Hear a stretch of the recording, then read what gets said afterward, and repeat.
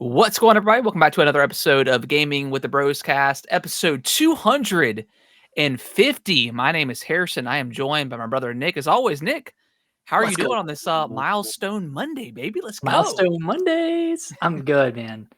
I'm doing great.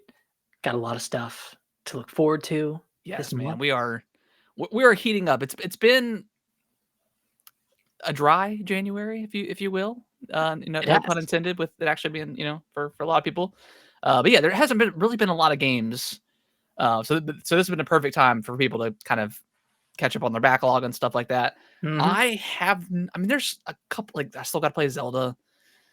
All the Mario games I missed over the last couple of years that I've still haven't played or I've started but haven't finished. I don't know, I'm kind of in a lull right now. I just played like 90 hours of Metaphor, so I think it was a much needed kind of little bit of a break. So I haven't been playing much. Still playing some Ninja Gaiden here and there, but I've kind of slowed down that a little bit too. But I'm looking forward to getting into some of the big RPGs coming out here in the next month or so. Oh yeah, and on the backlog, real quick. Yeah, tell me about it. You don't have to play them. You know what I mean? No. Happy. Yeah. Life is short. If don't. And this is a message to everyone. Yeah. If you don't want to play your backlog, don't do it. Just don't play whatever you want to play in the moment. Yeah. If something doesn't stick with you and you're like, oh, I have to play this later because I purchased it. Yeah. That's okay. I'm definitely gonna play Zelda. That's one for sure. I'm very close to the end, and I was enjoying it. I just stopped. What happened? What other game came out that took your attention away? Silent Hill, maybe. Silent Hill 2 came out around that time, I think. And then Indiana Jones came out and took over. I mean, that was December. And that was December. And what else came out? I don't know if it's probably Silent Hill. Yeah, Silent Hill took me a while. It took me a couple weeks to beat that game. I think there was something else in October. That probably was. And then Metaphor took up the rest of my December and early January. Yeah. But yeah, Zelda. I definitely get back to that game. I do like it a lot. I was thinking about busting out the Switch Lite and playing on that some more. Because that was nice. Switch Lite, man. That's a cool little thing. Yeah, kind of underrated. Yeah, I think. Yeah, if they ever did, I mean, I guess the price wise, they probably didn't want it to be more than $200, but like that with like an OLED screen would be really nice. Mm-hmm. So you could always send it in, get it modded. Yeah, but it's like maybe if it wasn't the special edition Zelda one, I probably right. Yeah, I forgot to get the special edition. Yeah, but yeah, we've got a bunch of stuff to talk about this week. We got potentially a State of Play coming next week that's been rumored. Maybe Nintendo Direct this week for the Switch one. So we'll talk about all that stuff here in a little bit. But Nick, I kind of talked. Well, I guess how was your week before we dive in? That was great. Yeah, great week. Went to the movies on Saturday. Saw Companion. I don't know if you've heard. I hadn't heard about it. Huh? Companion. Okay. Yeah. Companion. Companion. I don't want to spoil too much, but the general purpose is or the general plot is that this guy brings his girlfriend to like a lake house for a weekend trip, and it's kind of already revealed in the trailers, but his girlfriend is like a companion robot. Okay. Like a looks like a human that right. acts like a human, but is a companion robot. And it's like I think it's kind of like deemed as like a horror movie, but it's really good. Like it's got a lot of cool twists, and I don't know. It wasn't on my radar. Alicia told me about it like a couple of days ago, and I was like, "Oh, that sounds cool. Let's go." I'm not doing it justice, but it's a really great movie. If you're looking for like that's like what was that recent one on Netflix or might have been Netflix, Subservient with Megan Fox, and she's like a companion. I didn't see that, but I don't know if it's.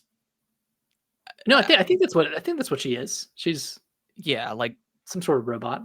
Yeah, and then she gets like feelings for the guy or something like that, and then yeah, I'm sure it turns to where she tries. I never saw it, but Mhm. I've seen trailers and stuff like that for it. Probably going to get a lot of those movies. I mean, there was that Megan movie that came out not too long ago, the horror movie, with the killer like companion Yeah. doll thing. So I'm sure there's going to be more of those types of movies. Did you ever see the movie Her with Joaquin Phoenix. yeah, Joaquin Phoenix? I never saw that one. That was a really good movie too. That one was a lot more sad and depressing than this one was. Like this one, Okay. like obviously, like you know, it could be a future 10 or 15 years from now where things like this exist, and Oh, well, I that's mean, kind of scary. looking at the stuff at CES this past couple weeks ago. I mean, there's a lot of like A companion lot of robot, like lifelike type, yeah. yeah, Uh, so it kind of like delves into like what it means to be human and that kind of stuff. But yeah. yeah, you should watch Her. It's a Okay. really good movie. Yeah, but other than that, just doing some chilling. Just Sure. playing some metaphor. How's Yeah. your weekend? It was good. Didn't really do too much. Went to took Kellen to like a local card shop because he's always been really into Pokemon. I'm trying to tame it down a little bit because he's getting to the point now where, much like with Pokemon TCG Pocket, like if he doesn't get a good card, quote unquote, he gets mad or gets frustrated. I'm like, all right, well, it's not about like, because I mean, and this is kind of like the issue I think I have with Pokemon card in general is like, especially ever since it kind of blew up in the last few years, like every single like TikTok short you see, it's always every time they pull a card, it's always got the ching sound and it shows like the value of the card and stuff like Yeah, that. Um, which there's not necessarily a problem with that, but if you don't get like a nice like full art card, it's like he gets a little bit upset about it. I'm like, it's not about this is not gambling. We're not sitting here, you know, risking all our money to open cards. It's supposed to be like kind of a bonding experience and going to like we went to the card shop and we're just kind of looking at like the individual cards and he saw like a Mew EX card that was really a really cool card. mhm. And it was like $20. I was like, you know what, we'll get it. I got like a little stand for him, so he's got it like displaying in his room. But I was like, it's like, we're not gonna sell these cards anytime soon, or you Yeah, know, we did send 5 cards off to PSA though. I went to GameStop and nice. used like their program, um, so we'll see how that goes. Um, I think Nice. they have shipped. I think we sent them out on Thursday, and they've now shipped. And GameStop gives you like a detailed kind of like shipping notification and stuff like that. So we'll see how that goes. Yeah, it's a long process, Yeah, from what I remember. they said it could be like up to 90 days. I've seen some people get it back within 30. I guess it just kind of depends. Yeah, How many I cards think you're sending in and all that good stuff. I think when I sent them in, Because you sent like 10 in, right? It was like yeah, I 10 or think it's like 11. 10. I got them back within like 2 months, I think. That's kind of Uh, what I expected. yeah, So I was like, what's the turnaround time? 60 days? And they're like, yeah, something like that. Maybe more, maybe less. It just kind of depends. So I was like, whatever. I mhm. mean, Send it I'm out, not, forget about it, and yeah, then I'm not worried about it. It's not like I'm like playing the card game or anything like that. But yeah. so yeah, it's been fun. We tried to, and again, a little bit of frustrations with like the TCG in general is like the new like um prismatic evolution set came out. It's like the big like EV themed set with all the different evolutions and stuff like that. Mhm. The scalpers immediately just got a hold of that stuff, and Yeah, like I guess those it are was so popular that people came in and they couldn't get the set because it sold out.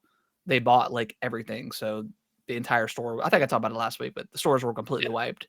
And this week we ended up going to Walmart and they had a ton of stock. So we got some of the not the newest set, but we got some of the older packs because he just wanted to like open up a couple booster packs. So, but nice. yeah, that's been fun. Again, trying to just be like, all right, you're not going to get something good every single time.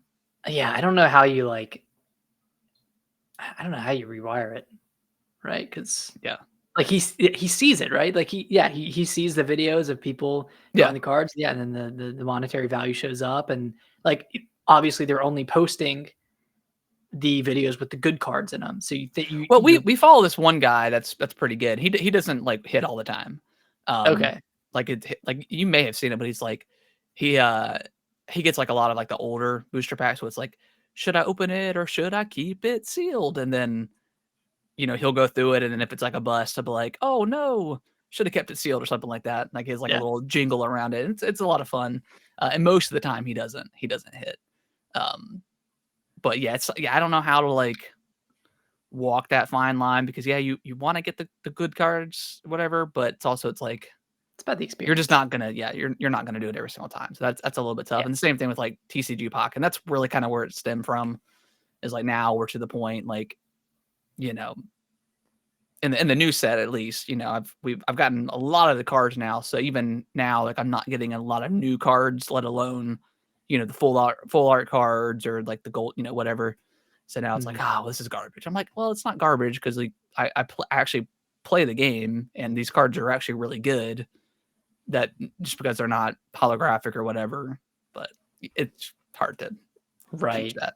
Yeah, I mean, it's hard to find value in the quote unquote lower value cards when you're not playing the game, because Yeah, they mean nothing to you. exactly. Whereas, back when we were opening Pokemon cards and Yu-Gi-Oh cards and Magic cards, We were using them. like, yeah, it all mattered to some degree. And, we weren't even thinking about reselling them because that wasn't really Wasn't a really a thing thing. like that back in the day. Yeah. So it was about the love of the game. And now Yeah, it's about how much is this worth? How rare is this? When yeah, that's never what it should have been about. yeah. That's what it's about. Like it's so bad. It's so bad. Like And now there's scalpers that ruin the experience for people who actually want to play the game, or just want to collect, right? Just yeah, have a love for the game and the collections. yeah. Because I So went back. I think I'm missing a few cards out of like the base set, and I want to collect all the base set cards, because I feel like that's pretty obtainable. I'm not going to do every single set. That's absolutely insane. But I was looking at, because I didn't have a Blastoise, an English Blastoise, or a Venusaur, and they were mhm, like, I think the Blastoise was like $95, and like the Venusaur was like 120. So not like crazy, but I was like, I'm not gonna do that right now. yeah, Um, and those weren't even like graded; they were just the loose cards. So, but I'll do that. I'll do that eventually one day. But yeah, the scalping, it ruins everything. Not just cards, but specifically with cards. When it's like, dude, it's a kid's game at the end of the day, right? It's like, right.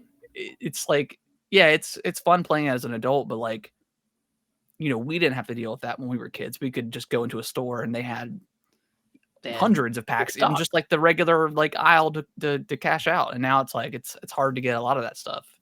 It's because the adults weren't doing it, and they weren't Dude, ruining it, and they exactly. weren't on Yep. YouTube monetizing, opening up 20 packs at once that they had their intern go out and scout, or Yeah. go like camp outside of Costco or Target or Walmart. Uh, Yeah, I've seen the crazy videos of like this newest set. I'm like, man, y'all should be just ashamed of yourself. Like I get it. It's exciting to get these cards, and new sets are always fun, but man, like, come on. It's crazy. Yeah, just be a normal human. Just don't try to rip other people off. Yeah. That's uh, well, I'm sad to hear that. I'm sad to hear that it's a hard experience to get Yeah. the packs. And Yeah. I mean, It's I been a little frustrating, but do you think Pokemon Company should reprint I think they the are Gen actually. 1? I think they have already talked about this newest set, especially how the scouting is so bad with this one, that I think they're going to I don't know when they're going to do it or if they will at all, but they have talked about it. So I think they will, but Reprinting this set or yeah, reprinting? this specific set, this new one Okay. that just came out. Well, they should. I mean, like, why wouldn't they be incentivized to make more money by reprinting and Yeah, I don't find a know. safeguard to prevent people from, buying 50 packs at once? Yeah. I don't know. I don't know what Yeah, the answer is, but there is yeah, a problem. it's always tough with that stuff, 'cause, like, limit 2 per person or customer or one, I think you but should. that's up to the discretion of the individual retailer, and at the end of the day, like, they don't really care if it sells out to one person, like, they're still getting the money. But I don't know, when you have like someone like I've seen YouTube videos like someone going to GameStop and buying every single pack on the shelf. It's like, man, really? Like, why are like I get it that It's because it's content. they're making content. Yeah, Yeah, it's because content and it's like cool, I guess. But like, man, like that's the problem. that's, yeah, it's like you're gonna have a kid turn around 5 minutes after you and not gonna get anything. So a little frustrating. Yeah. A little frustrating. But yeah, other than that, it was it was a really good week. Yeah, just played a little bit more Ninja Gaiden 2. I don't know how long this game is. I'm thinking about 4 hours in, 5 hours in. I heard it was around 10. Or it was around 10, so I'm probably about halfway through then. It's good. It's a little slow. Like the running, like there's not like a sprint button, which is not a big deal. I mean, it's not like you're traversing like crazy amount of distance, but like in the combat itself, like it does feel it's probably just me, but like it feels like it's not super fluid with the combat, like going from like light to like heavy attack. I feel like there's a slight delay. And again, that's probably me. I'm probably not pressing the right button combination, but it's felt a little bit slow to me. Interesting. Yeah. Otherwise, has the experience been pretty good? Like, Yeah. how's the weapon upgrade system? I mean, like there's every weapon has 3 levels. Okay. I really Can't tell the difference. do what? Can't tell the difference between them. Some you can, and some just feel like the same, if that makes sense. Like you start out with like the regular katana, and then you eventually get like a dual katana. Not much of a difference there. I think my favorite weapon so far has been like I think it's like the second weapon you get. It's like a pole blade or a pole staff, something like that. Yeah. And that one you can like really twirl and kind of do a lot of damage to multiple enemies at once and not just one enemy. So I think that's been my favorite weapon to use so far. And then you also switch between other characters that have different weapons, and different like bow and arrows and other kind of range weapons too. So it's really cool. It's definitely a little bit dated. I think I talked about that last week. But it's good. It's solid. I can't wait to see what Ninja Gaiden 4 looks like. Hopefully it's like it just feels a little bit more fluid with the I'm sure it will. with the combat. Yeah, and Especially I'm sure with Platinum being behind the helm. Yeah. I think they'll do a really good job with it. Yeah. Yeah, 'cause I mean like Bayonetta's great. Kind of the other, character action. Yeah. So but Nick, tell me about Metaphor because you finished it. I finished it at around 80 hours. What a long game. It doesn't feel like 80 hours. No, it doesn't. It doesn't. And I spent a couple hours grinding in the last area. Yeah. And really enjoyed it. I don't know if you like fought the teeth guys at the end. Yeah, they give a lot of like you can like the big I was ones doing that give, yeah.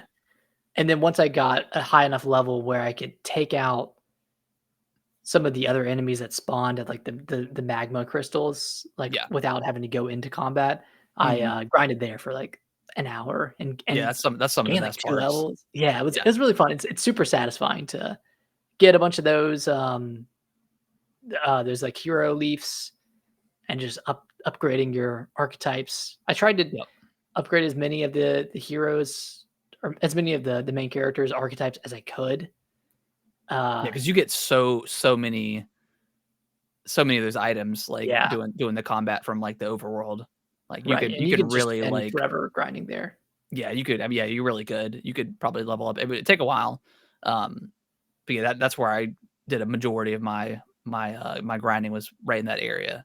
Yeah, and got all the last archetypes, I should say, for these characters. So yeah, and then once I realized that I couldn't unlock the final archetype, and I think it was the brawler's last archetype.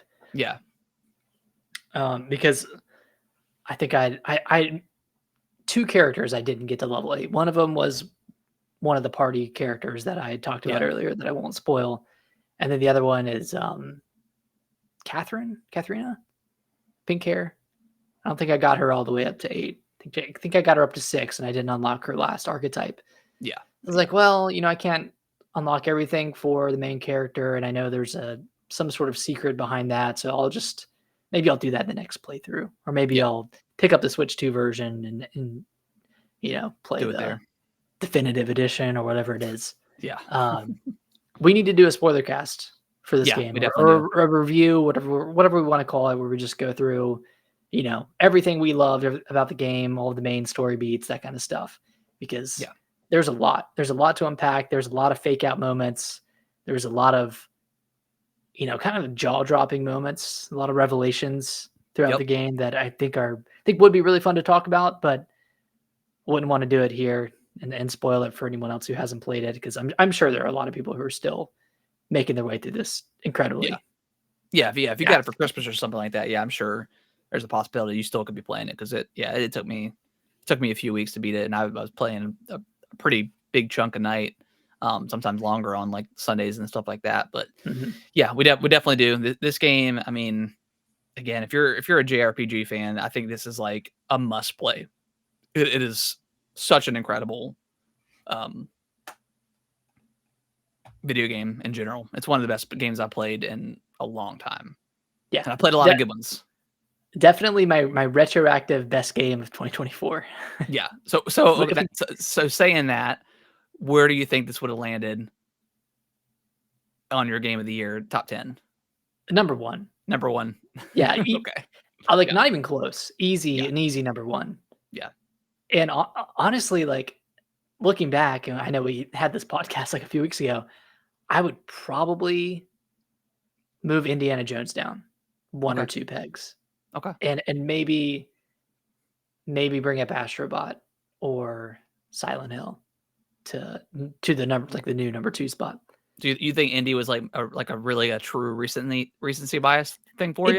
It might have been, and because I was like thinking back through it, and I was like, okay, I loved the combat, I loved the stealth, I loved all the upgrade systems, the exploration. My I think my main gripe with it was that all three of the big areas were kind of the same in their structure, Yeah. Yeah. Absolutely. and Doing the same thing. Like yeah, like the missions were slightly different, but you really were kind of just doing the same thing over and over again. yeah, that's really my only fault with the game, and like honestly, like Metaphor does a similar thing, right? Where you get to a new town, you have 15 plus days Yeah. of free time, and then there are missions that kind of take you outside of the towns, and then there's some sort of like tower or spire to Yeah. do as well. The combat and the story around it is just so Right. good. And even the stuff like with Metaphor, even the little like kind of the mundane tasks you were doing, like when you were like some of my favorite parts of that game is when you were traveling to those said spires and it would take you 2 to 3 days of in-game time. Um, and you were just kind of talking to your comrades and you were, you know, Yeah. doing other stuff to kind of like boost up your what are they called? Your royal virtues. The royal virtue, stuff like that. So like it never felt like you're wasting any time because you were always doing something to level up some aspect of your Right. character. And then like I said, just kind of just vibing with on Just vibing. the runners and stuff. I mean, it's so cool. It's so cool. Yeah. I think that like this party of characters uh makes me feel a similar way to the party of characters in Xenoblade Chronicles 3. Yes, yes. And I think Xenoblade still edges it out for me, but maybe on another day. I would think this, the Metaphors characters, are superior. Yeah. But like that's one thing that this game definitely excels at is building those character relationships. And that Yeah. I need to revisit Persona 5 because I only played 10 hours of it. But I feel like it wasn't done as well as it was here in the 10 hours I had played. Yeah. But I need to revisit it. Playing through Metaphor kind of made me want to go back and give Persona another shot, just Yeah. because that's like the Atlas game to play, Persona Yeah. 5 Royal. And I've kind of like I definitely need to finish. I mean, I need to finish the Xenoblade 3 DLC.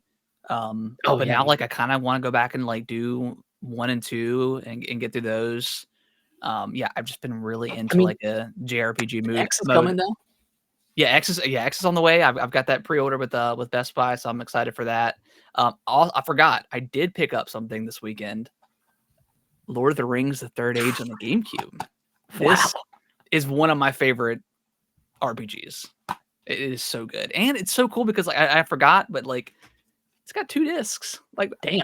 that's pretty rare for a GameCube game, I think. Is it like a top-down RPG? Like No, it's like a Final Fantasy meets Lord of the Rings. Hmm. Yeah, it's really really good, and apparently it has co-op too. I didn't realize that. Did they ever re-release it? No, it never got like a remaster or anything like that, which is a shame. Dang. This thing was really really good. So I'll probably bust out the GameCube this week and play it. What's it called? Lord of the Rings: A Third Age. Okay, I remember this game. Yeah.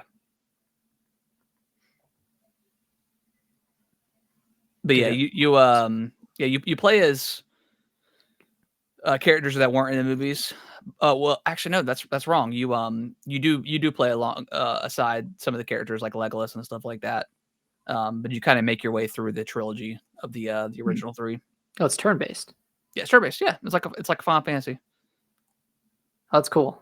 Yeah, Also came out in the GBA. I don't think I ever played that version. Yeah, there's a PS2 version. I think there's an Xbox version. Yeah. So it was out everywhere, but it was a really good game. Cool. Yeah, it's cool. It's a good find. Yeah. So yeah, just a really big mood for some JRPGs right now because I mean, Metaphor was just so good. Yeah, it's definitely one of my favorite RPGs of all time. Yeah, I mean, there's a lot of RPGs coming this month, not necessarily JRPGs, more so Western RPGs with Avowed and Kingdom Come. Yep. But That's I mean, tomorrow. Yeah. Kingdom Come's tomorrow. Avowed is next week. Couple weeks. Yeah. I think it's and you could even play it as early as like what? It comes out on Valentine's Day, right? I think so. No, it comes out the 18th. But you can play it early. Okay. On Valentine's Day if you buy the special edition. Which I mean, Xbox is kind of like all in on that stuff, but like you also get like the DLC if there's DLC for that stuff. So it's like I think so. Kind of pre-ordering the DLC, but then you get access early because there's Indiana Jones DLC coming, right? And there like some stuff coming to that. I think there is. So yeah. So glad you finished that Metaphor, and glad you liked it as much as I did. And I think we're in agreement that this was our our retroactive game of the year because it is just that damn good. It did kind of feel like something was missing in our game of the year talk. I don't know I don't know if I'd felt that feeling at the time, but I was like, man, like nothing is definitively my number one. Yeah.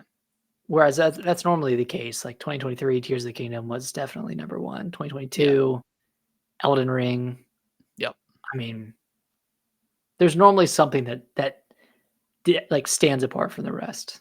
Yeah, and not even like close. And this would have been that for sure. Because I mean, even like Silent Hill 2, I think was definitely my definitive, but like it took me, like it wasn't immediate. Like once I sat down and like wrote my list out, and I put Silent Hill 2 at the top, I was like, yeah, this feels right. Mm-hmm. But yeah, Metaphor would have been like, yeah, not even close. But cool. All right, well let's dive into the news. And kicking us off, Forza Horizon 5 is officially coming to PS5. We were kind of waiting for Xbox to release the floodgates, open the floodgates. Phil Spencer had his interview 2 weeks ago now. And once he said that there's no red lines anymore, we're like, okay, what's the first game that's coming? Right. That's been their and this is their, I mean, Horizon 5 is probably one of their best racing games ever, in my opinion. It was real. I'm not a big racing fan, but this one was really good. And Forza's has been a major franchise for Xbox, so this is big. It's big. I mean, I think Forza Horizon 5 had 20 million plus players. Yeah. Like it was a huge game back in 2021 when it launched, and Yeah. It was I mean, I big. could see the selling A few million. 5, 5 yeah, million. maybe 5 million on the PS5. Maybe between that and the Switch 2, it'll sell around 5 million. Yeah. It's not announced to be coming to the Switch 2. I think that'll happen more in the April directs. Yeah. Than I don't think anything PlayStation. Well, I don't think. I know Xbox is going to have a ton of games going to the Switch. I mean, Phil's yeah, already talked about supporting it. I don't think we hear anything until the direct on April 2nd, and then after that, like Xbox kind of just announce whatever they want. But yeah, I don't think we're going to know anything officially coming to the Switch 2 until that day or after. right. Nintendo, I So think, wants to control that. I don't know, control the narrative, control what control the games are narrative. shown off. So So Forza Horizon 5 this spring. Do you think there's anything else coming this spring from Xbox to PS5? Whether that's Halo, Master Chief Collection, or Gears Collection, Avowed even? yeah, What do you think? I think Avowed maybe. I mean, Avowed. I mean, could really come out at any time. I know it hasn't been announced yet. Um, and maybe they'll do like Starfield first and give like Xbox people like a Mm, year of exclusivity, and then maybe bring it out next year. Um, that's a possibility. I think we don't get out of 2025 without Halo being on PS5 and Switch 2. yeah, I think that's just definitive. Like I think it just makes sense to get that game out. Um, because why not? I mean, that game's already and that collection is already really incredible. Plus you have all the multiplayer and stuff. Like you have a bunch of new eyes on Halo. People that mm, maybe have potentially never played Halo, which is insane to think about, but there are people out there like that. Um, but it's on a platform that they prefer to play on. I mean, that's huge. I mean, it's that thing would sell so much. It'd be crazy. it's funny to think that Halo could be a system seller for Yeah. another platform, like the Switch too. Like someone might pick it up because, obviously because Nintendo games are coming, but you can play Halo on the go. One of the best first person shooters ever made Yeah, on the go. Right. So like that's a insane. it's a great use case. Yeah. It's still insane to think about, but I'm excited. I'm glad that they finally did it. They tested the waters with those 4 games last year. Indiana Jones is coming out here in a couple months. I don't think they gave it a date yet, but um, yeah, I mean, Xbox is kind of. I mean, they pulled the Band-Aid off, and They're doing their you thing. just people got it. I mean, there's people out there that are still mad. I personally don't understand why you're mad. You're mad. You're not mad because it's going over to some. You're just mad because someone can't play it, or someone can play it, but you also get to play it. So it's not like if you only play a game on Xbox, it's not like you don't get to play the game anymore. You're just mad that somebody else does. That's what it boils down to. Yeah, Just I don't know, get over it. It is what it is. and now the conversations of, and I know we've had a similar conversation, but the question is, why would I get the next Xbox? Why would I stay with Yeah. this ecosystem? That's not your problem to worry about. That's Microsoft's problem to Yeah, worry about. exactly. They need to give a compelling reason to stay with the Xbox ecosystem. You don't Yeah. have to worry about that. You just say if you want to go, you go. Like if there's not a compelling reason for you to stay, if Game Pass isn't enough, if Series X, Series S, Play Anywhere, whatever isn't enough, then yeah, Because go to I mean go to like if Xbox does not give you if Xbox doesn't do it, I mean again we talked about this last couple weeks, but if Xbox doesn't give you a reason to pick up their console, like if they don't do anything that's completely different than PlayStation, and that's been kind of my argument this entire time. It's like, okay, if you're gonna bring everything over to PlayStation, I just don't need an Xbox. But if you don't have a PC, then you're probably just gonna miss out on Game Pass because they're not gonna bring Game Pass to Switch and to PlayStation. Those Nintendo and PlayStation aren't gonna allow that. So if you want to play all the Xbox games, fork out the $500 it is, $300. I doubt they're gonna do 2 different iterations next generation, but fork out the 400, $500 and then Game Pass, and you can play all the games for a fee, right? Your Yep. $20 a month that you're going to pay, um, or you can just pay the $70 or $60, whatever the amount is, and you can play it on the Switch or PlayStation. I mean, the Switch and the PlayStation 6, Switch 2, that might be that may, like you said, like you tweeted out, that may be the best combo going forward. You know, Yeah, could be. But Xbox might have they are working on a handheld, so like maybe you don't get the set top box and you just get the handheld. You know, we don't know exactly what they're gonna do. Like, it could be something like the Switch, and they just go that route. We'll see. Hopefully they have some sort of dedicated handheld. I mean, that's what the people want. That's what sells. So yeah, we'll see. I mean, that's again, that's their problem to figure out. Exactly. Hopefully they do. And then if you don't you switch over to PlayStation, that's just, as someone like me, you and I, that we get all the consoles. Hey, that just kind of saves us $500, next generation if the Xbox isn't absolutely needed. So I mean, you kind of look at it that way. Exactly. All right, we got next here. ID at Xbox showcase coming February 24th.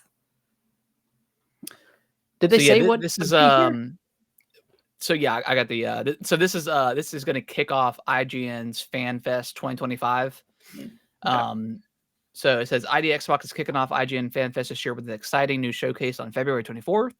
Get ready to see trailers, gameplay, and reveals from indie studios, including Raw Fury, Team 17, Akapura, 11-Bit, and many others. Highlights include the next big collaboration for Balatro and much, much more. Do you think we just get another deck like from Balatro, or do you think we ever get like new cards? I don't think we ever get new cards. I don't know, but the past 3 announcements have just been collaborations with the other titles. Yeah, I'm not sure. I mean, it's cool. I don't know. I don't know if I need other cards. I think I'm still like unlocking new Jokers. Yeah, and new cards. So I feel like there's a lot already. But Thunder Lotus is going to be there. Don't Nod, No More Robots, Datalic. So a bunch of indie stuff. I mean, their ID Xbox has always usually been pretty good. Yeah, I remember last year's being pretty good. Yeah, they had like the Dungeons of Hinterberg last year, 33 Immortals, which still hasn't come out yet, and some other stuff. So I'm sure there'll be some good stuff. Could we potentially see? Stop. or not see? Every time you speculate about it, it gets pushed back one day. Exactly. So yeah, that's exciting. I mean, Xbox has kind of been, I mean, with their direct here, I mean, they've kind of kicked off the season. They're very hot right now. In sadder news, or maybe not so sad news, but Multiverses, the Warner Brothers Smash clone, like however you want to call it, is shutting down after season 5. It's going to go into offline mode, so you can still play with the characters you purchased, but this is a weird one. This is the one that opened up as they called it like a beta, whatever, and they shut it down for a whole year and then brought it back. And I don't know. This one's weird. Wasn't there a Multiverses 2, or am I thinking of the Nickelodeon one? That was all Brawl Stars? Something like Nickelodeon All Stars. Yeah. I mean, but that one wasn't like that was all the characters were already on the cartridge or disc, whatever. I think they might have had DLC, but they didn't do like a. At least I don't think they did like a live servicey kind of thing for that game. I think it was just like a Smash Brothers is. I think that's how it should be, right? Like these types of games are meant to be more party game focused than like competitive. And like even with competitive fighting games like this, like none of them are really live service. Like you look at Street Fighter and Tekken, I think those have DLC, which people look forward to, and it's paid DLC. Yeah, but none of them are free to play. Yeah. So I don't know. This is just such a weird premise that I think got caught up in like all of the free to play chasing stuff that happened in like 2023, 2022, and kind of came back to bite them a little bit. Yeah, I mean, Warner Brothers, they don't have a good track record right now. I mean, with kind of botching like the Arkham universe, with Suicide Squad and Arkham. What was the other one? Arkham Knights. Oh, that co-op game. Yeah. Which that one wasn't live servicey, but it I don't know. It was a weird one. I don't think it was received very well. But obviously like just botching Suicide Squad just awful. So yeah, I think we talked about it last week with PlayStation. I think the industry is maybe course correcting itself a little bit. Mhm. And I just don't think we're going to see a ton of these types of games anymore. I think the live service, the games that were big, when live service started happening, are still the big ones now. It And I survived. don't see anything like. I really don't. I mean, there's gonna be a couple outliers like Marvel Rivals, but obviously that has the backing of Marvel. You have that IP, and people are already very familiar with that. But introducing new characters that people don't really care about, either if you're, something like Concord or even Multiverses, like that has a ton of different IPs that Warner Brothers had, but I just don't think that game was very good. So Yeah. It was a lot different back in like the 2016 era when Overwatch was coming out, and these that was paid. IP. You paid $60 for that back in the day. Yeah, it might have been 40, or no, yeah, maybe it was Maybe 60. it was. I feel like I I paid can't 60 remember. for that game, but like But that also wasn't like they didn't really have a lot of live service stuff. I know they had like the packs you could open up, but like Halo 5 Guardians was doing that with like kind of that stuff. So there was like that was like the big thing back then was opening up skins. But they didn't really have like a live service model. they just added At new least at characters first, occasionally. yeah. Yeah, I and think it like, became that once it went free to play, and then that model shifted. But that was kind of like the end of the era of those types of games. But and back then people were more open to non-IP new characters, but that ever was also since. Blizzard too. Like they were for a while, Blizzard didn't really make a bad game, Yeah. and still don't necessarily. I know a lot of people didn't like Overwatch 2, especially because I think it went from like a 5 players or 6 players, and they shrunk it down by 1. So it like Mhm.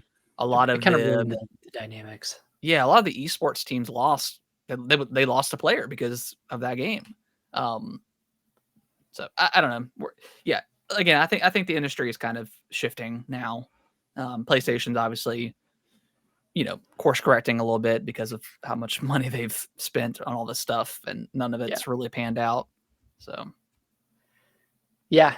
I think it's a good thing. Just get out of that very crowded space and focus on making good, yeah, you know, good either single player games or, multiplayer games that aren't live service and are more so focused around fun and not, draining someone's wallet. So I think we're on a good course now. yeah. I mean, More look at Doom, the Dark Ages. They don't have multiplayer at all, and Eternal Yeah. did. And they're just like, yeah, It's this is not yeah. what people come. I mean, Doom used to be like the big multiplayer back in the day on PC and stuff, and that's just not the case anymore. So I think it just makes sense to, instead of splitting the team up to do multiplayer and do like just focus everybody on making the single player as good as possible. I know Mhm. multiverse didn't have a single player game or campaign or anything like that, but yeah, I think that's it's tough. It's definitely tough. I would not want to be in some of these developers' shoes. No. Tough time. Very tough time. Nick, you want to read the next one? And this it's a sad, but it could be happy. We'll see. Yes. So PlayStation sent DMCA takedowns to the creator of the 60 FPS Bloodborne mod that's been around for years, Yep. right? I mean, it's weird because it's been around for so long, and I think the light at the end of the tunnel here is that maybe they're doing this because a Bloodborne remaster is on the horizon. We don't know. I mean, it kind of sucks either way that they're doing this because, like, why, right? Like, it's not affecting them that much. It's not No. like And I you know don't damn well that if they were to leave this up and they announced Bloodborne remaster or remake tomorrow, people are still going to buy the game, like the new yeah, game. this You isn't know, going to affect people's excitement for it. Uh, That being said, I am hopeful that in the next state of play we get something Bloodborne related. I mean, I have to imagine FromSoft, because we know that FromSoft is working on a lot of games right now. They have Elden Ring, Night Rain, which is coming out sometime this year. And I get to play it. You've got the scoop. I don't think we talked about it on the show yet. Yeah, I got into the the network test, so I think I'll get to play it next week. Yeah, the 10th, 10th or 11th. They'll send me a code. I don't know exactly how it works, but yeah. Well, depending on when you play it, we may delay the show like a day or two, or a day, or like if you can't play it until the 11th, or we'll figure it out. Yeah, we'll figure it out. It might be that I get information about a code on the 11th and it's not sent out until that weekend or something like that. Gotcha. Okay. But we know FromSoft is working on a lot of games. This could be one of the projects that they're working on, some sort of Bloodborne remaster, or it's going to a studio like Bluepoint that did the Demon Souls. I think that's what I've heard, or that's kind of been like floating around, is PlayStation wants to do it, but Miyazaki wants to be involved with it, and he just doesn't have the time to do that. He, with working on other projects. So maybe that's the case. But also, I think Bluepoint did a great job with Demon Souls. So why not just hand the reins over? But who knows? Off the top of your head, what do you think we get first? Bloodborne remake or Silksong? Go. God, Bloodborne. Honestly, Bloodborne. I'm not even sure. I agree with that. What? I don't even know if we'll get Silksong in 2025, unless it shows up at a Nintendo Direct or something. I don't know. Switch 2 launch. Yeah, maybe that'd be huge.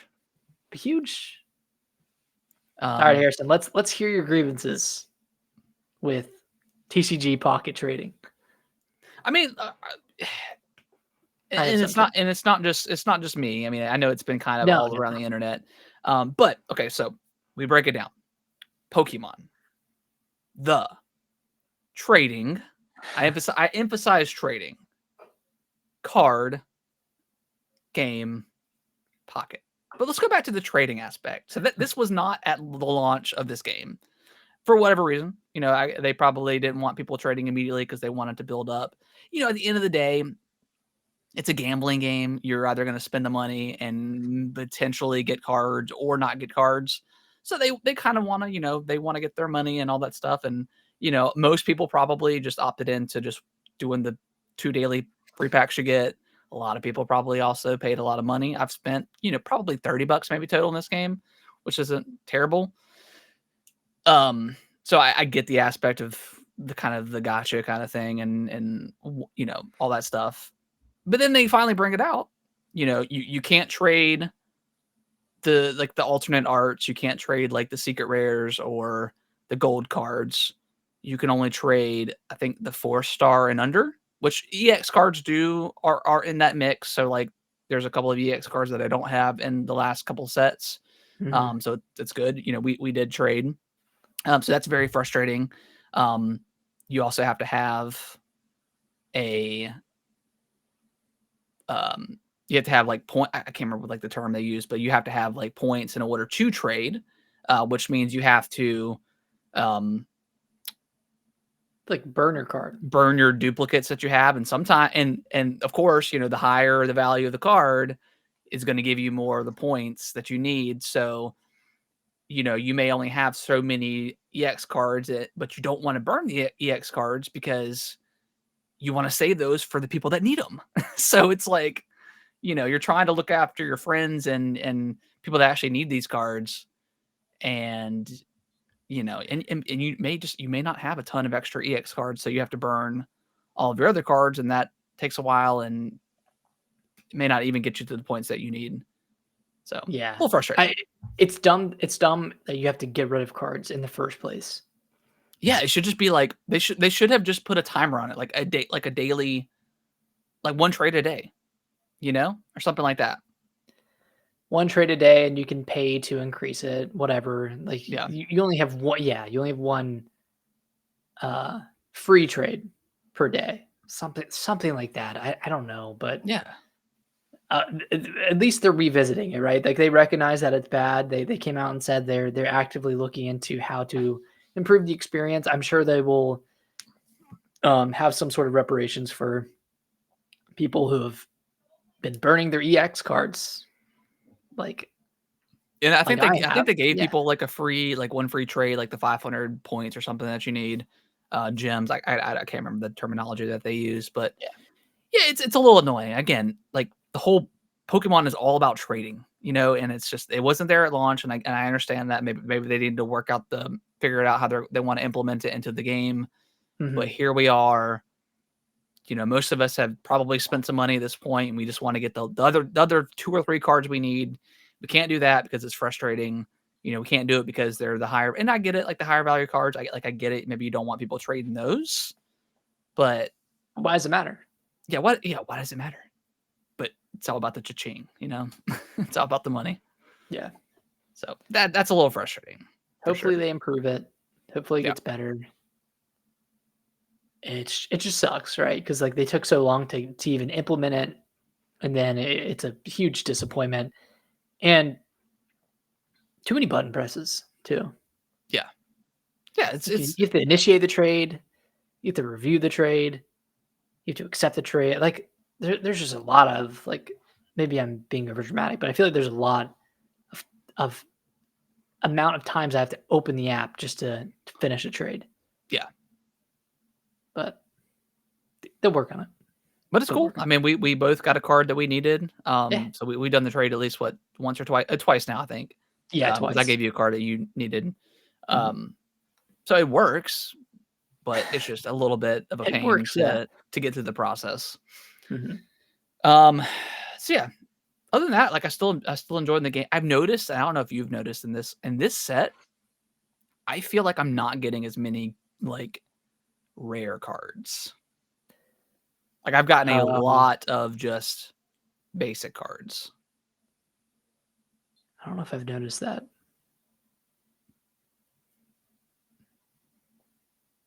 I haven't opened a ton Yeah. in this pack. I still haven't gone through my hourglasses yet. Oh wow. Okay. Yeah.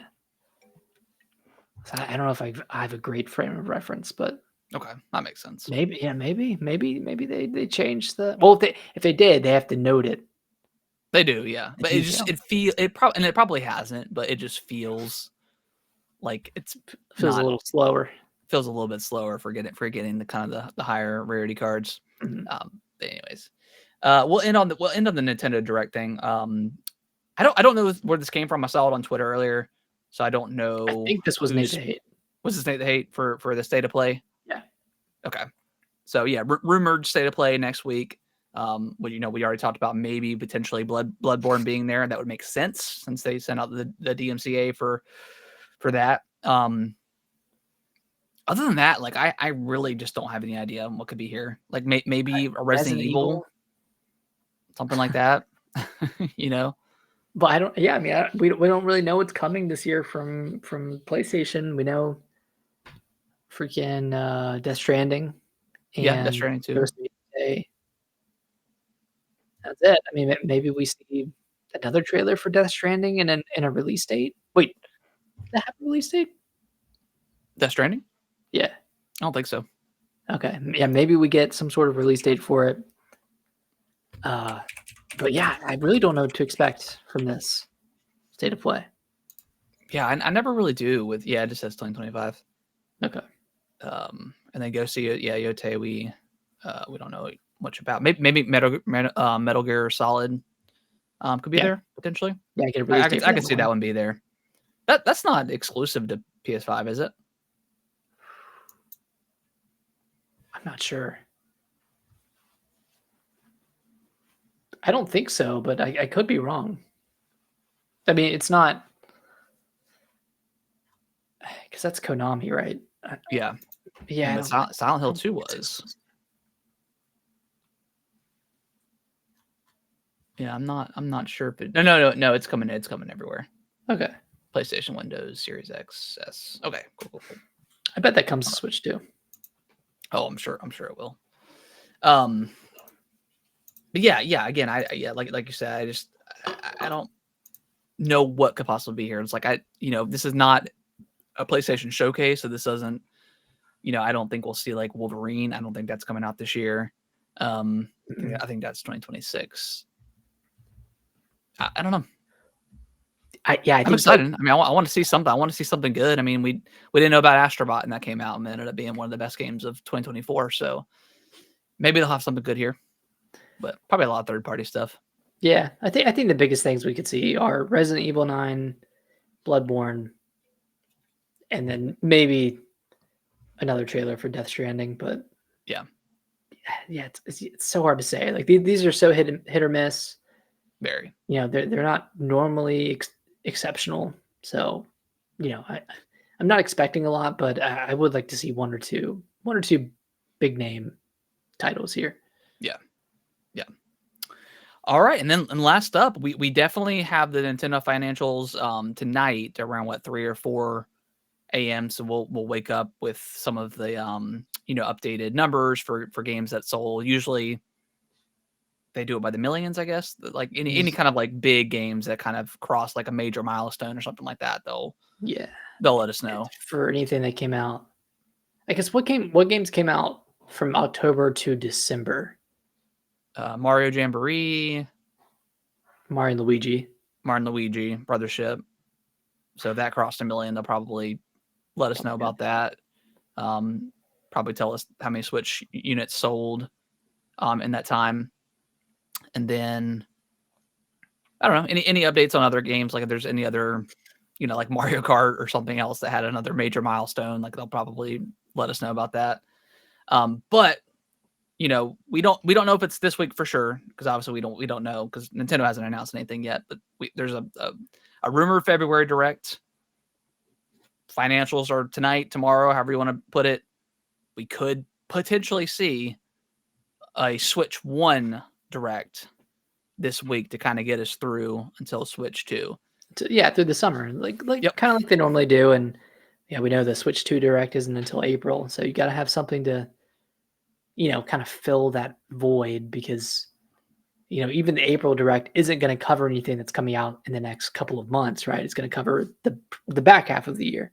Yeah. So there's a lot of rumored titles between Kirby, Planet Robobot. Yep. Metro Prime 4, remake, I think, is absolutely going to be here. Prime 4, Prime 2 and 3. I think those could be shadow dropped or something like that. Yeah, they could shadow drop it and then, release the physical version a couple of weeks later, like they did with Prime 1 and Pikmin and stuff like that. So they could definitely follow that history of doing that.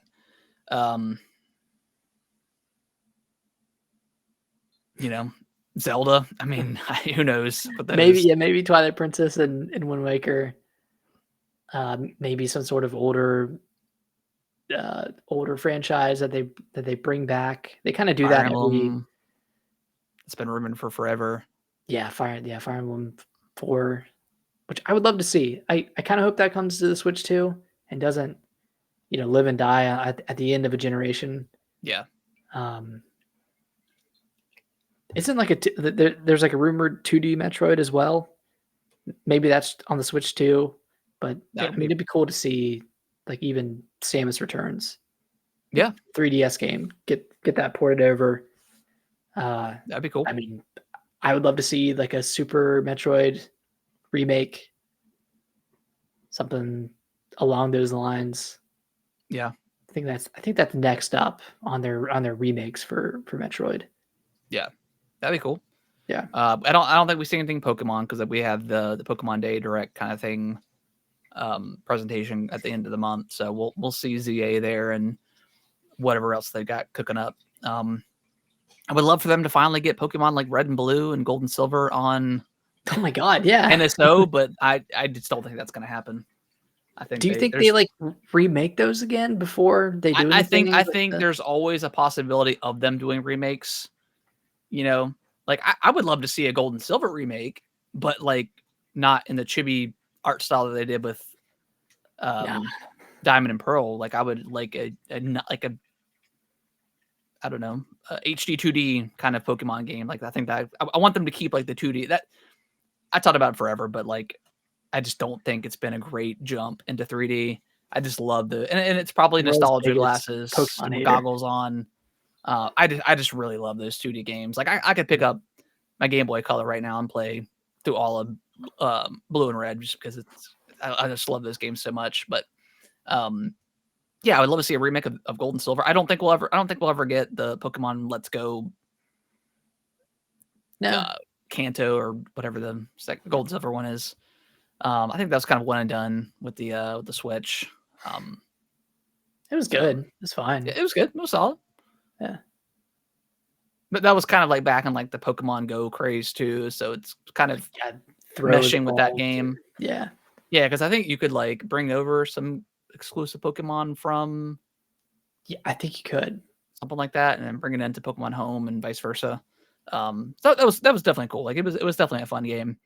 But so yeah, nothing Pokemon in this direct. Yeah, Metro Prime 4, Fire Emblem, Genealogy of the Holy War, maybe Zelda's, but who knows? Maybe Metro Prime 2 and 3. You think we see like an F-Zero remake? Like one of the GameCube ones? Like you have to think that F-Zero 99 was a test of some sort. Yeah. I mean, maybe. Or at least to the general mind share. Yeah. But I don't know if they would want to put another racing game out so close to Mario Kart coming out. Right. But I mean, it's possible. That's been kind of rumored as well. And a lot of people like that 99 game. So I don't know. Yeah, I mean, I don't think we'll see anything crazy here. I think we'll just get just the last of the remakes that are coming. Yeah. It kind of reminds me of like the 3DS directs that still happened in like 2017 and 2018. Yeah. And like no one or the portion of a direct that's dedicated to 3DS stuff. And you're like, I don't give a shit about this. Like what 3DS? And it's all remakes and like party mini game sequels and that kind of stuff. I feel like we're getting a similar vibe here on a higher quality level, but yeah, I think the biggest Metroid, Fire Emblem, and maybe one other surprise, maybe a Zelda surprise of some sort. Yeah. Hey, cool. I'm always down for some. Do what? I said exciting nonetheless. Yeah. Yeah, I mean, it's still very exciting. You know, we could get the price drop here. They're finally going to price drop the Switch. You know, bring each SKU down. I don't think I could see like the Switch Lite going down to $100, but maybe $149. I think that's a good number. Although a $9.99 Switch Lite does sound pretty good. Yeah, that's something. Yeah, I would definitely pick up for Kellen because like I said, I talked about it before, but my OG Switch is pretty much shot at this point. But I've got the purple Joy-Con shells I'm going to replace it with, and then when I went to the local game store and picked up Lord of the Rings, I picked up they had purple atomic purple the Joy-Con sliders with like the the straps. Oh, the straps, yeah. Yeah, so they had some of those, so I'll probably do that in the next couple of weeks. But yeah, I mean, a price drop, they got to do it at some point. So why not do it here? Yeah, and I think boost some sales up a little bit more until the April Direct, and we'll find out when that's going to be released, and pre-orders go up for that. So like that could be a huge boost. A lot of people, if you get it down to $99 for the Switch Lite, a lot of people are going to triple dip at this point. Or if they have kids, they might finally get them some Switch Lites or something like that. So I think that could be pretty big. Yeah, they'll probably wait until the holidays to do it, but that's something that could come out. Like that news could break tomorrow during their financial presentation. Like, or that. By the way, we're reducing the price to stimulate sales so we can reach our target goal of whatever 20 million units, whatever they were looking for in 2025. I mean, I think otherwise, like the financial stuff will be pretty boring, just because It was a pretty boring year for Nintendo last year. I mean, bunch of remakes. I'd be curious to see how much Zelda sold. Well, that one because it sold was some 2.5 in like the 4 days of September. I wonder if it crossed like the 5 million. I don't think so. I think so. Like maybe across 3. Yeah. At this point, because I couldn't really see the people that wanted to play that game picked it up immediately. I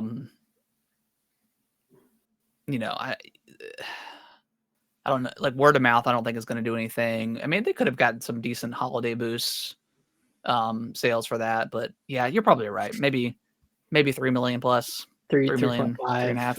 Yeah. Hmm. I think Jamboree is at 5 million though. Yeah, that probably sold pretty well for them. Yeah.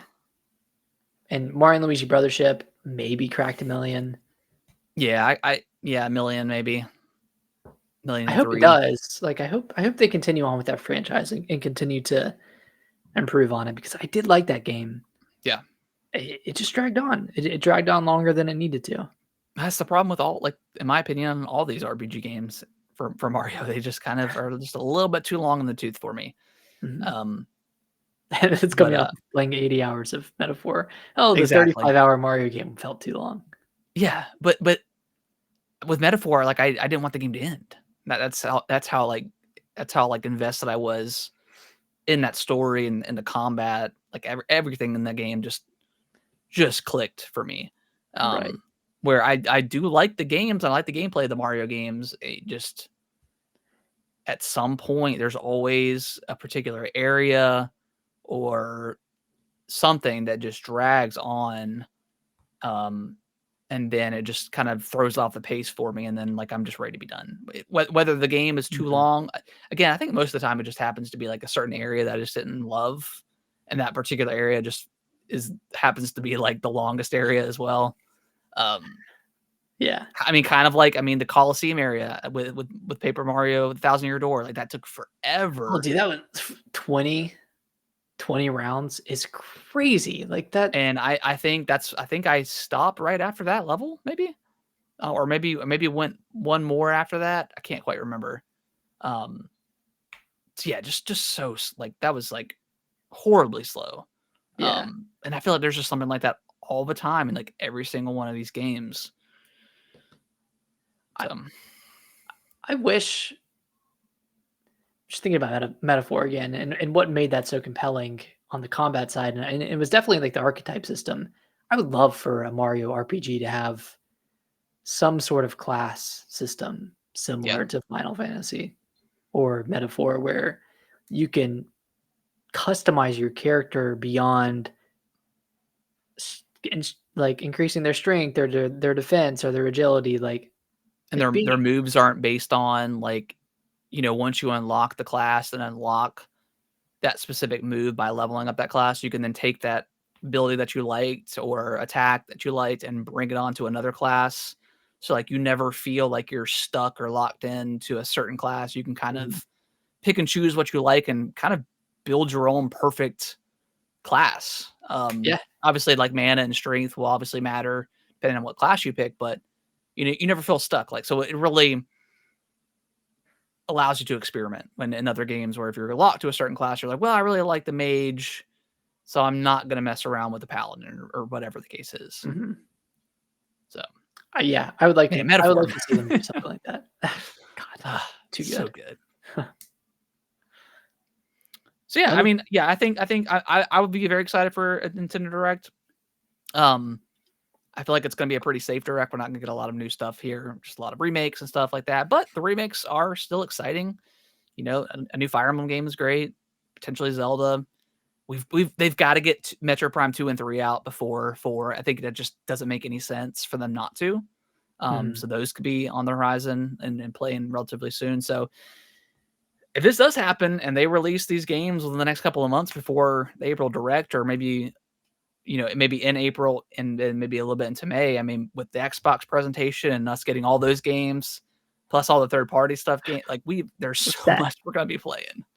in like the next few months. this month, and then I mean this month with Avowed, I mean Monster Hunter Wild, Yep. There's a Yakuza game, and then March has Xenoblade, Assassin's Creed Shadows, and then April has 2 Xbox games. Yep. And then you get to Doom in May. Like that's I'm so excited for multiple Doom. things every month. That Yeah. this is one multiple of the best must play. Like even like I was watching a video yesterday on Yakuza because I was like, I really haven't seen like too much of this game. And I was looking at it and I was like, yeah, this game looks right up my alley. Ridiculous pirates, boat combat. I think the story is around 15 hours, so it's like a pretty sounds nice. Short-ish game, So that sounds like really kind of refreshing for like an RPG. And also this one is not turn-based. It's actual like it's kind of how they used to be action before they made the switch to the Like a Dragon franchise. So that's also kind of compelling too. So yeah, I'm looking forward to a lot of stuff. A lot of good stuff to play coming up here. All right, guys. Well, I think that is going to wrap up the show. We appreciate everyone watching live and listening to the audio version, of course. If you guys can review us on your favorite podcasting platform of choice, that would be greatly appreciated. Give us 5 stars and then just go off on us, in the text and say how bad we are. Just give us that 5 stars. That would be great. But also, like, feedback is also a very important thing too. So, if you have genuine criticism of the show, we would love to hear it. Follow us on our various social platforms, all that good stuff. And yeah, Nick, final thoughts before we potentially go into a week of Nintendo goodness. I hope next week we're talking about our time with Metroid Prime 2.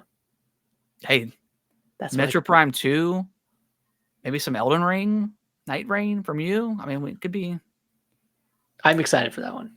Yeah, I'm pumped. I forgot to sign up, and then when you texted me, I was like, oh my god, I forgot. And then I went and was like, oh, I think the cutoff date was like the 20th or something, 21st. I was like, damn. Oh well. I bet you what I'm sure I'm not special, and like everyone who signed up got in. So yeah, they probably want as many people. This thing it's a network test, so you want to stress it. But still, very, very, very curious to see how this thing, what it is. Yeah. And Hopefully it's good. Yeah. And I know we were sitting here making fun of other multiplayer games prior, but if anybody can do a good multiplayer game, it's FromSoft. I wouldn't say they've done great multiplayer implementation into their games, but I think they're skilled. And I think that if that's what I'm saying. They have that intention. The co-op stuff in the past, maybe not, but it's also like, I think it's purposely like just obtuse and like annoying. That's just kind of the vibe that I get from them. But if they make it a really seamless experience, and we know there's not going to be any sort of live service stuff in the game, it's just going to be a purely what you get is on the disc, which is awesome. Hopefully it looks like a Fortnite lobby, and you're just partying up, and then you drop into the circle. Yeah, I'm wondering how. Yeah, that would be hilarious. Be like, you think the bus driver equivalent, and then just drop on in. I don't know what. I think what they can do is you have your character, and then you get on Radon, and he does his meteor attack and throws you into the map. Oh, that'd be cool. That'd be sick. That'd be really cool. You'll probably just rise up from the ground, and that's how you start the map. It's gonna be it'll be super lame.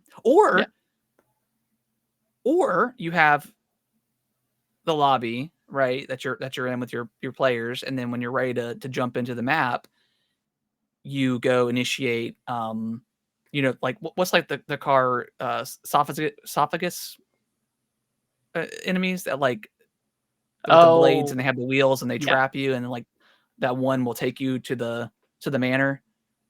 Yeah, like they could do like that, and like that could teleport you. Or you get like in like the the little stone coffin, and like you go down a waterfall, and it takes you. There's so many different options they could do. Or you just traverse the fog, and you're in a new area. Or you just something like that. We'll see. Or one of the enemies from Bloodborne, like the big like hidden enemies that could take you, and like there's so much stuff. Are there I know it's Bloodborne enemies in this? I think it's just Dark Souls. I think it's just Dark Souls enemies. Okay, that'd be cool. I mean, I could be wrong. Like that would be awesome to see Bloodborne stuff in there, but see Father Gaspion. That'd be crazy. Oh my god, roll up on you. It'd be insane. But yeah, I don't know if that would work mechanically. Yeah, but it would be cool to fight a Bloodborne creature with a Dark Souls build. That's not like where you don't have a gun. Yeah, with the parrying mechanic kind of thing. Yeah. Yeah, there's a lot of different possibilities they could do with this thing. It's very interesting. Yeah. Yeah, I'm pretty excited for it. I can't wait to hear your thoughts of it. And I'm sure it'll run just fine. All right, guys. Well, we've been rambling. Sorry about that. We'll see you next week. Bye-bye. Bye-bye.